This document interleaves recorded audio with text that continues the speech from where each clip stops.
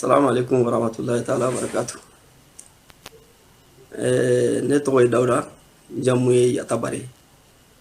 Dawuda Yatabare, n bɛ adresse la an ka président Asimi Koyita de la. Degun dɔ de b'anw kan an ka sigida la. Degun in a barika ka bon dɔɔni.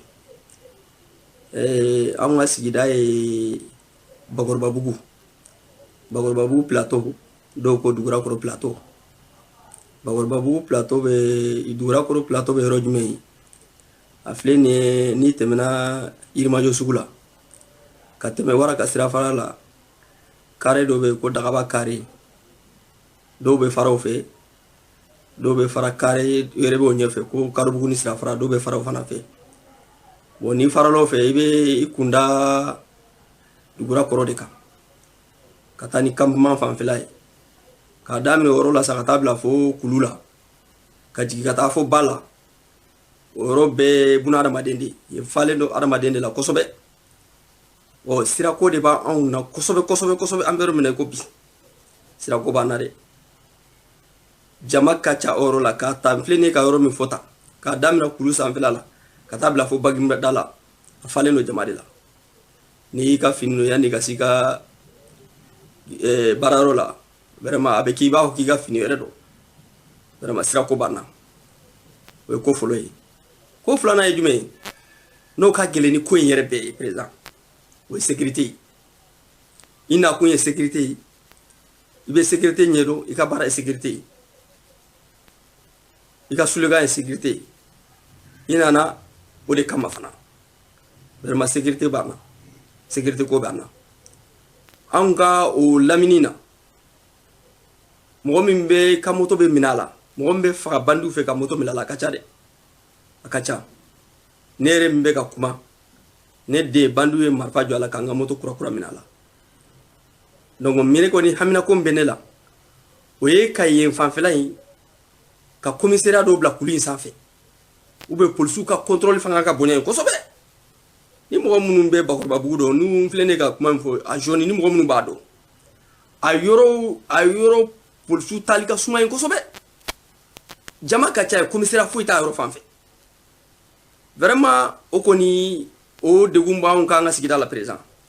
N'i kɔni sera ka solution ko la vraiment président o bɛ diya anw ye. An b'i fo k'i waleɲuman dɔn, i n'i ka gouvernement bɛɛ. A bɛ baara min na a bɛ ka nɔ bɔ. An bɛ Ala deli. Ɲama kuma gasi ma fɔ, gɛlɛya minnu b'u kan a y'u fɔ. Wa a ye a fɔ fɛnɛ ko baaraw bɛ ka kɛ nka olu de garijɛgɛ ma don a la. Ni ɲɔgɔnna ni aw bɛ fɛ gɛlɛya b'aw ka sigida la, mais ka video kɛ k'a fɔ ko diɲɛlatigɛ fɛn si man ɲi ko parce que ko gɛlɛya b'aw ka sigida la, anw kan tɛ o ma. Tiɲɛ don, gɛlɛya nɔgɔyaw bɛ ka kɛ nka gɛlɛya min gɛlɛya bɛ anw kan. K'a kɛ video ye, video tɛ janya, i tɛ bɔ ni diɲɛ kuma bɛɛ ye k'a fɔ. Kuma bɛɛ bɛ se ka résumer en 3 minutes k'a ci 64 22 81 81. N bɛ segin a kan k'a fɔ mɔgɔ ɲɛna téléphone wele ta tɛ k'a sɔrɔ kɛ téléphone rallielen don machine dɔ de la, ordinateur dɔ de la, a bɛ technicien de bolo. N'i mago bɛ Isa Kaba la, n'i ye téléphone wele i bɛ san kɛ k'a wele i t'a sɔrɔ. Téléphone bɛ technicien de bolo. N'i ye video ci a la, video de bɛ ci a la, n'o tɛ vocal o fɛn o fɛn n'i y'a ci a la u b'a tigɛ k'a fili de. Ni video de nana a kɔnɔ technicien b'a video ta k'a traiter k'a kɛ nin ye k'a bila. 64 22 81 81 video a kana tɛmɛ 3 minutes kan. Minutes 3. Gɛlɛya min b'aw ka sigida la, gɛlɛya min b'i yɛrɛ ka haminako min b'i la, walima ladilikan min b'i bolo ka fɔ k'a kɛ video ye bref k'a di ka na, an b'a diffuser diɲɛ don o don sɔgɔma président ka bataki de y'o ye. Siga tɛ o la Isa Kaba ko an bɛ yan nɔ maliden kelen-kelenna bɛɛ lajɛlen kama, an bɛ yan maliden bɛɛ lajɛlen haminako o kama. Sanga 41 dafara nɛgɛ kaɲɛ 8 sanfɛ, an bɛna walawalali kɛnɛ dayɛlɛ an kanubagaw ye.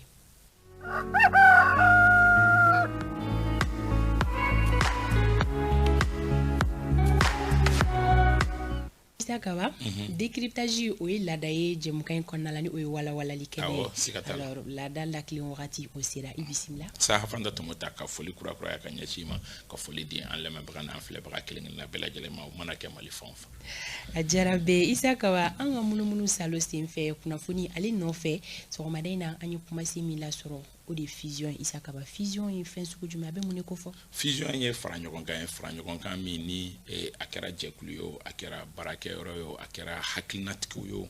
ka olu fara ɲɔgɔn kan k'a kɛ jɛkuluba kelen n'o y'a sɔrɔ aw tun ye jɛkulu farafaralen walima aw tun ye baarakɛyɔrɔ farafaralen walima aw tun ye butigi farafaralen walima hakilina dɔ tun bɛ aw kelen-kelenna bɛɛ lajɛlen na bɛɛ b'i ka wo kɔnɔ ka bɛɛ fara ɲɔgɔn kan k'a kɛ bakuruba kelen ye k'a kɛ hakilina kelen walima k'a kɛ jɛkulu kelen k'a kɛ cakɛda kelen a bɛ fɔ o ma ko fusion o kɔrɔ ye k'a fɔ ko ni jɛkulu minnu ni olu fusionnera o y'a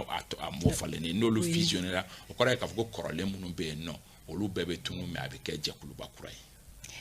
Ok Issa Kaba an ye fusion kɔrɔ faamuya o la sisan a ka di anw ye i ka doni an ye kunnafoni kɔnɔna na bi sɔgɔmaden na kumasi a bɛ waleya jumɛn de ko fɔ mun de kɛra kunnafoni in bɛ min ye kulu marifatigi kɔrɔ olu caman bɛ yen nɔ ni olu ni anw ye teri ye olu caman bɛ yen nɔ olu ka page Facebook kan a bɛ o sanfɛ k'a fɔ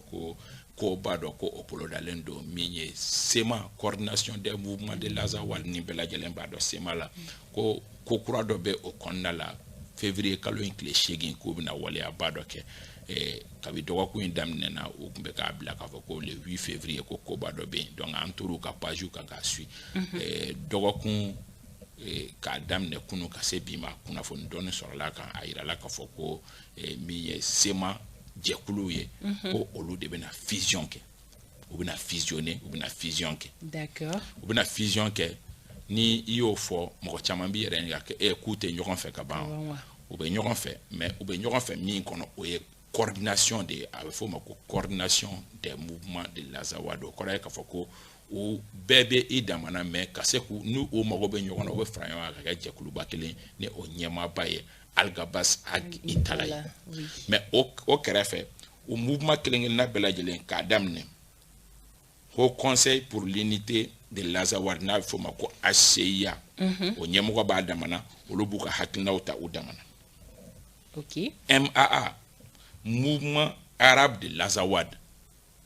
u b'a fɔ ale ma ko MAA o b'a damana a ɲɛmɔgɔ b'a damana u b'u ka congrès k'a damana u b'u ka lajɛw k'a damana Mouvement National pour la Libération de l'Azawad MNLA o b'a damana a ɲɛmɔgɔ b'a damana u b'u ka congrès kɛ u damana u b'u ka hakilina dɔw ta min ni SEMA hakilinaw tɛ kelen mais u bɛɛ bɛ ɲɔgɔn sɔrɔ min na o ye coordination des mouvements de l'Azawad ni jɛkuluba saba n bɛ segin a kan a fɔlɔ HCIA ni o ye Haut Conseil pour l'unité de l'Azawad kelen Mouvement Arabe de l'Azawad MAA fila ale ɲɛmɔgɔ tun ye min fatura Brahim Ould Sidat ale ɲɛmɔgɔba tun ye ne yɛrɛ taara olu ka congrès la fo Ber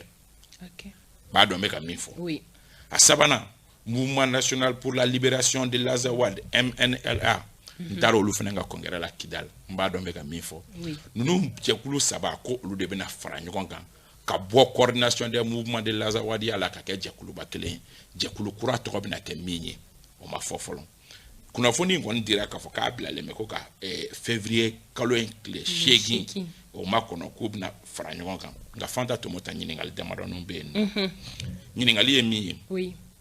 don laban ninnu kɔnɔ kɔkan arajow ni fɛn wɛrɛw sanfɛ ani kɔkan sɛbɛnfuraw olu caman bɛ ka kunnafoni dɔ di ko Iyad Agali bɛ monter en puissance la an ka jamana kɔrɔ yan fan fɛ Iyad Agali hakilila jigin don ale ye jɛkulu dɔ ɲɛmɔgɔ ye jɛkulu min ni a bɛ wele ko JNIM groupe de soutien à l'islam et aux musulmans ni olu ye Al-Qaïda baara kɛ ɲɔgɔn ye don laban ninnu kɔnɔ a kun yirala k'a fɔ k'a ni sigidala ɲɛmɔgɔ caman ye ɲɔgɔn ye nka ntɛnɛndon kɔrɔ kunnafoni wɛrɛ bɔra k'a fɔ ko ani SEMA yɛrɛ maa ɲɛma n'o ye Algabas Ag Intala ye k'a n'o ye jalajɛ dɔ kɛ yalima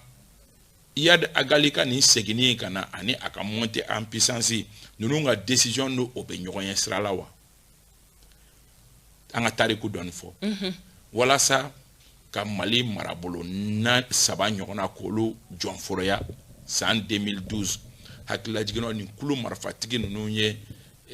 jatigɛ walekɛlaw Iyad Agali n'a tɔw bɛɛ lajɛlen tɛ o kɔ la mais min kun yangalen do sanfɛ o ye k'a fɔ k'u ye kulu marifatigi k'u bɛ indépendance ɲini na nka min nana bɔ a kɔnɔ o ye jatigɛ walekɛlaw ye mɔgɔ dɔw b'a f'u ma ko djihadistu tɛ jatigɛ walekɛlaw de do terroristu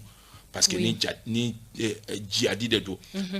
a fɔra cogo min kuranɛ kɔnɔ mɔgɔ tɛ taa bin dugu kan dugu min ni misiri hali misiri kelen bɛ a dugu kɔnɔna la k'a sɔrɔ u bɛ taa bin dugu minnu kan dugu dɔ minnu i bɛ taa sɔrɔ misiri 5 misiri 6 b'a dugu kɔnɔ wa a sɛbɛntiyalen don k'a fɔ ko maa minnu b'a dugu kɔnɔ mɔgɔ tɛ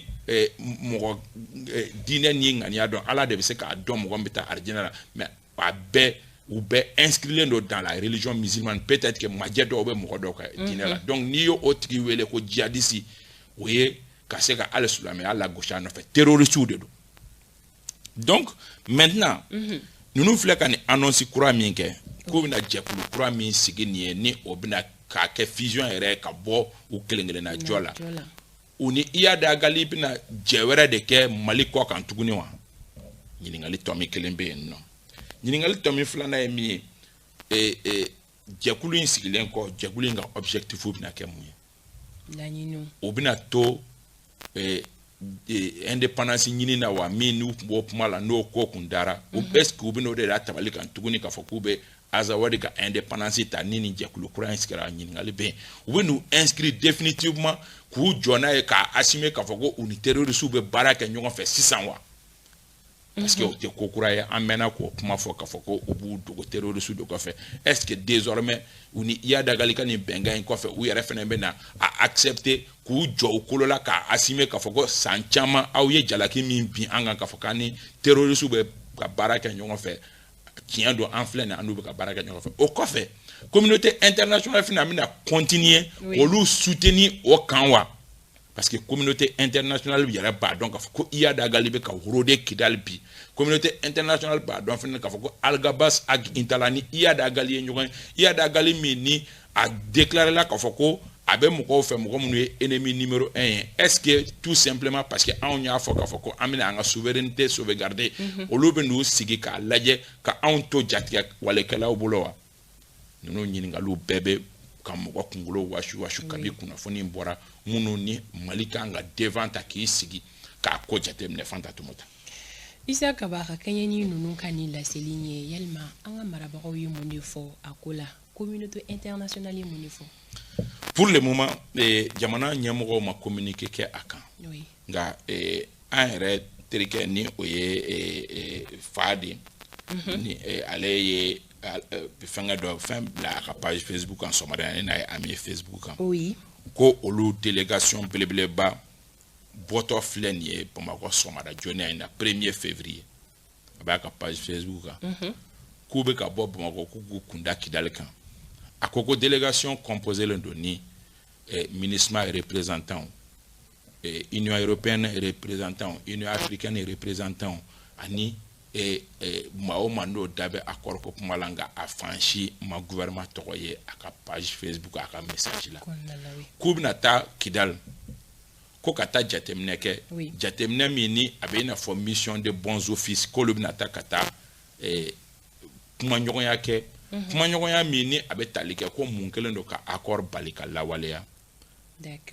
ko a bɛ tile damadɔni a bɛ kalo damadɔni bɔ ko gouvernement bɛ k'i sen koronto accord ko la ko bɛna taa hakilina miiri k'a kan ni décision min kan ka taa o ko la ɲininkali bɛ yɔrɔ min yalima an ka gouvernement mɔgɔw u bɛ nin ko jɔna wa walima u t'a jɔna bi tile journée kunnafoni tɔw bɛ na o di an ma mais min ye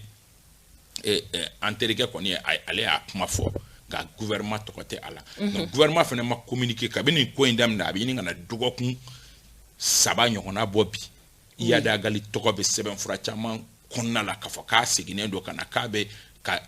ko mɔgɔ dɔw yɛrɛ bɛ minnu ye sujulu bin a ye k'a jira k'a fɔ k'u bɛ a baara k'a ye a f'o ma tubabukan na ko allégeance o kɔni bɛ tubabula kunnafoni gafe au début an y'a filɛ k'a fɔ k'u bɛ ka essayer k'an menacer parce que an kɛlen don k'an kan kɔrɔtan k'an babali mais an ɲɛ b'a la k'a fɔ a bɔra babali bolo kan parce que kuma min bɛ ninnu da o kuma ninnu b'a jira k'a fɔ ko kulon kɛra sɛbɛ ye babali tɛ bilen ni mɔgɔ min b'a ta sɛbɛn la o k'a ta sɛbɛn la parce que les jours à venir o b'a fɔ k'a ko non on est alarmant peuvent être difficiles. O yɔrɔ la Isa Kaba i bɛ se ka mun fɔ ka ni sujet in kun cɛ? Sujet kun cɛ yɔrɔ ye min ye o ye jamana ɲɛmɔgɔw ka jamanadenw kunnafoni o bɛ baara ninnu nɔgɔya ni a kɛra paw ni bɔrɔkɔrɔbila ye don min bɛɛ bɛ i jɔyɔrɔ la. Oui. Min ye vidéokɛlaw ni fɛn wɛrɛ ye olu k'u calmer a ko da fɛ fɔlɔ parce que c'est sensible. Très sensible. C'est un sujet sensible. Nous n'a kɛ cogo la o k'a to état k'a gérer a y'aw ko Côte d'Ivoire fɛngɛ wulila cogo min an y'a fɔ dès le départ ko daminɛ an y'a fɔ n ko ka ballon da duguma. Bon olu tɛ bɔ ko kalama joona i bɛ taa sɔrɔ u caman bɛ yen minnu tɛ nin kalama mais a mana ɲaga wagati min ko daminɛ u t'a dɔn a mana ɲaga wagati min u bɛ sɔrɔ ka na mankan ci daminɛ k'a sɔrɔ u tɛ ko daminɛ wagatiw dɔn anw bɛ kɔn k'a fɔ k'a fɔ ko nin gɛlɛya bɛ nalen n'a na wagati min an ye fɛn o fɛn base fɛn fɛn da walasa a ko ka calmer i bɛ taa sɔrɔ olu bɛ tila ka t'o bɛɛ tiɲɛ u k'u janto a la c'est sensible min bɛ nalen parce que n y'a fɔ a bɛ ɲini ka na 2 semaines ɲɔgɔnna an ye provocation fɔ yan nɔ an ye fɛn wɛrɛw fɔ yan nɔ an y'a fɔ n ko c'est la suite logique de an ye vision min kɛ an y'a dɔn k'a fɔ k'a bɛna laban nin na minnu délégation belebeleba bɛ ka taa Kidal délégation in mɔgɔ est-ce que u bɛna segin ka na Bamakɔ bilen délégation in mana taa yen nɔ kuma wɛrɛw bɛ bɔ a la wa ninnu bɛɛ ye ɲininkaliw ye ɲininkali minnu a kɔni fɔra ko Iyada Agali sennɔ ka ca n yɛrɛ ye photo dɔ ye yɔrɔ de la k'a f'i ye n ko Iyada Agali photo min bɛ ka circuler n ko a photo kɔrɔba don mais kɔsanni na photo Iyada Agali photo dɔ bɔra min i b'a dɔn k'a fɔ ko nin ye Iyada Agali kɔsanni na photo ye parce que a ɲɛda a yɛrɛ bɛ lahalaya min kɔnɔ bi o b'o yɛrɛ de di donc o b'a yira k'a fɔ ko kuma in mɔgɔ bɛ se k'i sɔnni sigi a kan k'a fɔ ko Iyada Agali sendannɔ ka ca kosɛbɛ an ka jamana kɔrɔnfɛ marabolo kɔnɔna la. Isa Kaba an bɛ dugawu kɛ Ala ka Mali kisi. Amina yarabi o de y'Ala belebeleba ye. O bɛ dansigi sɔgɔmada na jɛmukan na Isa Kaba ni folikanw b'i bolo teliya la. Ka foli badi ka taa n ka musokɔrɔba ma tante dɔ kɛ yan fo Kati tonton Ɲang bɛ foli d'u ma Acɛli yan fo Sekura dɔgɔtɔrɔso la an bɛ foli d'a ma Aba n'a ka denbaya kɛrɛnkɛrɛnnenya la furumuso Bajɛ an bɛ foli di a ma a n'a denw Papisi an b'u bɛɛ lajɛlen fo Madu Kuyate Récotra di maa ɲɛma dɔ Segukaw fɛ yen nɔ an bɛ foli badi u bɛɛ lajɛlen ma ka foli di Kayikaw ma kɔrɔkɛ bɛ yen nɔ Isaka Sila ale ye min ye caisse de retraite ye o maa ɲɛma ye yen nɔ an bɛ foli di ma Mohamed Zurugu n'a ka denbaya bɛɛ lajɛlen an b'u fo Iba n'a ka denbaya Mamu a muso Mamu an b'u bɛɛ lajɛlen fo ka foli di bɛɛ lajɛlen sori tun b'a la ko tinɛni bɔlen don o ye ne dabali banna o ye mun tinɛni bɔ ko kuma ye tuguni o ye dun ye kuma ci ka bɔ Umaru da tinɛni ko banna sori b'a ko tinɛni Umaru y'o fɔ sori ma taga sori jimi sira fɛ an tɛ tinɛni wagati la i t'a sɔrɔ sori de ye tinɛni ye a bɛ bali ka ye de kelen kelen nɛnɛ fana ma ban ni nɛnɛ ma ban a min yɛrɛ bɛ se Bamakɔ yan presque a clan bɛɛ kumunen don sori ka sabali sa a tinɛni bɛɛ kumunen don tiɲɛ don yɛrɛ de sanga kɔnɔna la an b'an ka musokɔrɔba fo Aja Fatumata Lali Kuyate a bɛ Sirakɔrɔ Site la k'a ni sɔgɔma an bɛ Safiatou Traoré ka foli kɛ an b'a dɔn a bɛ Fransikaw fɛ yen nɔ an ka foli bɛ a ye Madame Sall Tanti Java Sidibe a bɛ Banankabugu Cour suprême kɛrɛfɛ k'a ni sɔgɔma an bɛ Nana Kasamara fo Yirimajɔkaw fɛ yen nɔ ka kanubaga bɛɛ fo ka bɛɛ wale ɲuman dɔn bi Renouveau Matin bɛ datugu yan yɔrɔ la an bɛ wuli k'an sigiyɔrɔ to Adel Samaki bolo ale bɛna dugu kunkanko kɛnɛ sigi ko Bagaja kɔntan ni sɔgɔma fo yan fo san Yakuba Sise fana bɛ Tɔnbukutu dɛ an ka foli bɛ Sise Adel bɛna dugu kunkanko kɛnɛ sigi aw k'an bɛn sini sɔgɔma 7h15 wagati la TNT South Africa ni ale ye jadi yɔrɔ ye a ko a b'a da anw lamɛnbaaw tulo kan ko ka fara a bɛ ja camanba minnu di aw ma ka kɔrɔ ko kokura bɛ TNT South Africa la